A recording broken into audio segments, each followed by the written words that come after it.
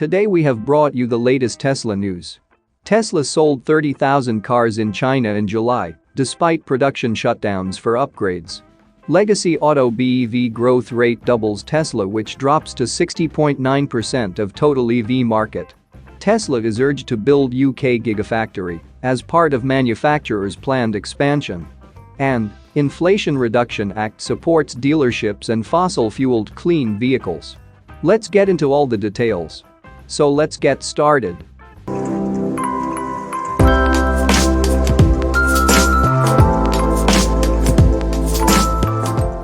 Tesla sold 30,000 Model 3 and Model Y cars in China in July, which is a strong figure.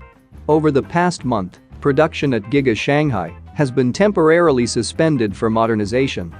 According to a report released recently by the China Passenger Car Association (CPCA), Tesla sold about 30,000 vehicles in China in July, but more accurate data will be released by the organization at a later date. While this represents a significant decrease from the 77,938 vehicles delivered by Giga Shanghai in the domestic market in June, this is only a slight slowdown ahead of the real car eruption starting as early as August. In July, Giga Shanghai operated only partially, which was the reason for the decline in production figures. The shutdown was due to the factory undergoing a planned modernization of production lines, which will eventually lead to a significant increase in production capacity. According to the Q2 2022 earnings report, which ended in June, before the upgrade at the factory, Giga Shanghai had an installed capacity of over 750,000 vehicles. Therefore, the modernization will bring the factory to a completely new production level. Ultimately, the upgrade should increase Model Y production to 2,200 vehicles per day, while Model 3 production should rise to 1,000 to 1,200 units. The production capacity of Tesla's Chinese factory is expected to grow to 1 million to 1.2 million vehicles per year, which is extremely high, especially for a young factory and manufacturer. In parallel with increasing its annual production capacity, Giga Shanghai is also expanding its employees. The number of job posts has increased significantly since July. Positions are open across multiple factory shops, including bodywork, painting, press, final assembly, vehicle quality, and logistics. Moving to the next update, legacy auto BEV growth rate doubles Tesla, which drops to 60.9% of total EV market. Despite dwindling inventories of BEVs due to supply chain constraints and legacy automakers still playing catch-up in BEV production, the demand for electric vehicles continues to rise, and Tesla isn't the only pony in the race anymore. That being said, Tesla remains the nap in EV sales, but the rest of the market is starting to catch up. Morgan Stanley released its July auto sales report for the US recently, highlighting sales data as evidence that inflation continues to affect consumer demand, especially in low-income households. The lack of available BEVs has also led to continually high prices for automakers selling BEVs directly to consumers, as well as dealership models charging exorbitant markups to cash in on these demands, dismissing threats from their OEM superiors. Despite pricing and demand issues, BEV sales are up 59.8% compared to last year in an overall automotive market that is down 8.2% year-over-year. According to the report, BEVs now account for 6.1% of the total market, another huge year-over-year jump, compared to its 3.5% market share in July of 2021. Part of the reason for this market growth is the increasing number of EV models going on sale, especially from legacy automakers not named Tesla. For example, Ford Motor Company delivered 7,669 BEVs in July, selling just 3 models: the Mustang Mach-E, E-Transit, and F-150 Lightning. On the coattails of these 3 EVs alone, Ford lead all legacy OEMs in deliveries this month. Basic math tells us that as one group's figurative piece of the EV market pie grows, another's must shrink, which is the most recent case for Tesla. That said, the EV leader still has plenty of dessert on its plate. Tesla's share accounted for 60.9% of the BEV market in the US, down 7.5% compared to last year's 68.4%. Although its saturation has lessened a tad, its July sales provide more evidence that Tesla is still the EV darling in the US. Its 42,813 estimated sales are about 1.6 times greater than the rest of the BEV industry combined. Tesla is still the clear leader, at least for now. One last little cupcake of data that's important to note in Morgan Stanley's July report is sales growth.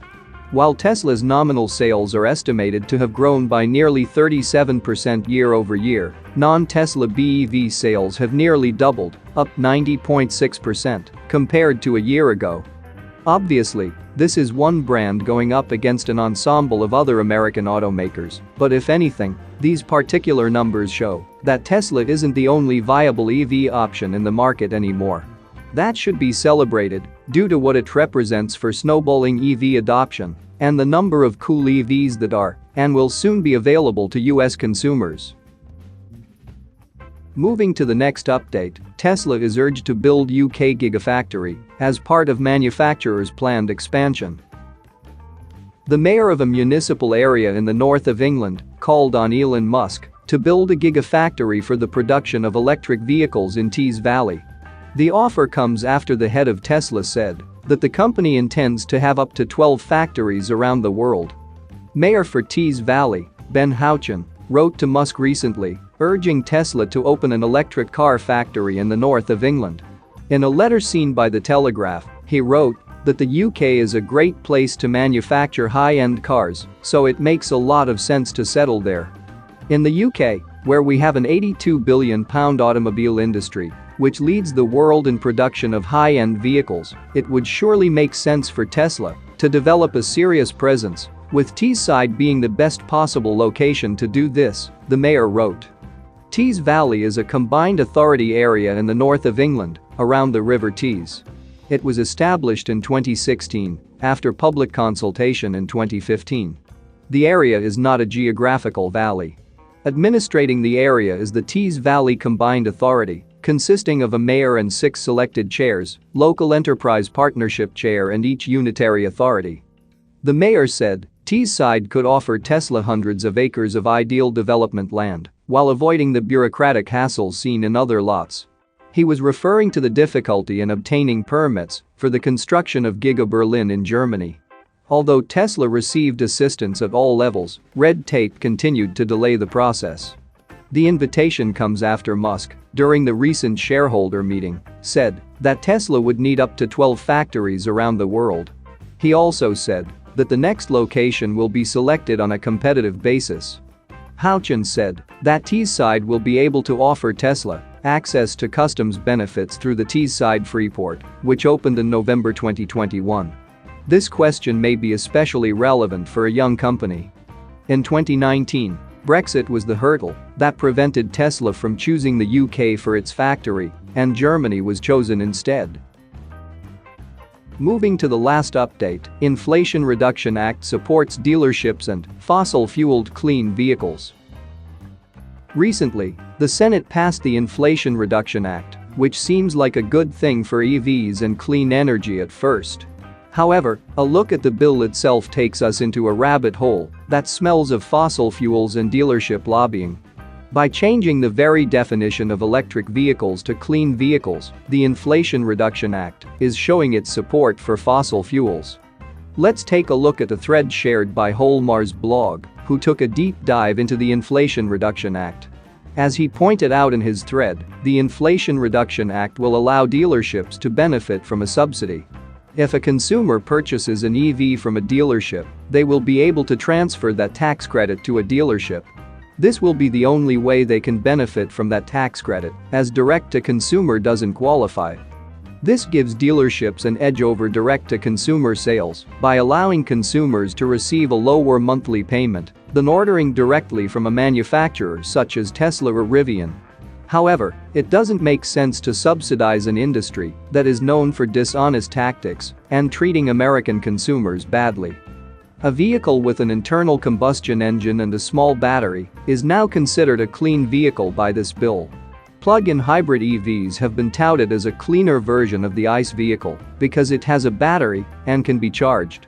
However, these are still fossil-fueled powered vehicles and discourage the sales of actual clean vehicles. As Holmar's blog said, why buy an F-150 Lightning when an F-150 hybrid qualifies too? He also pointed out that hydrogen cars are also now subsidized. Rivian and Lucid, along with other automakers, will lose their $7,500 tax credit next year due to these battery sourcing requirements, making it impossible for a full EV to qualify. This is why it's so important for automakers to partner with their domestic suppliers. Benchmark Minerals published an article on what the Inflation Reduction Act means for the EV battery supply chain, and we think it's important to consider some of the points they've made. Simon Moores, CEO of Benchmark, said that it's almost impossible that any of the Fair Trade Alliance countries are able to fill China's raw material gap for our EV demand between now and 2024. With this thought in mind, Holmar's blog pointed out that smaller batteries could meet the percentage requirements, while larger batteries powering the entire vehicle cannot. In other words, this opens the door for plug-in hybrid EVs to meet the rising demand for clean vehicles. We think it's important to note these flaws in the bill, but we also think that we do need a stronger US battery supply chain. However, we shouldn't sacrifice EVs for fossil fuels to get that stronger supply chain. But at the end of the day, however, politricksters will politrick. The fact that they all agreed on this bill is, we think, kind of shocking. That's it for now. So what are your thoughts about this? Let us know in the comments. Stay tuned at the Electric Arena for all the latest Tesla and electric vehicle news.